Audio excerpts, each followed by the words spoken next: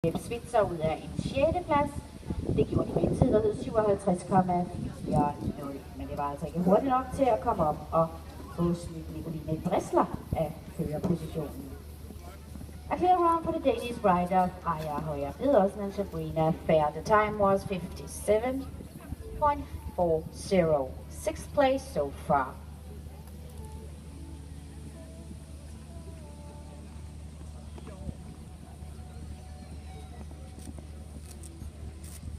For the moment, we have start number 26 in the arena from Denmark, Frederikke Langetoft riding Søgaards Clinton. We will also like to have start number 27 in the arena from Denmark, Signe Nørgaard Pedersen. Get ready in the warm-up. Start number 28, the Swedish rider, Moa Egelöv.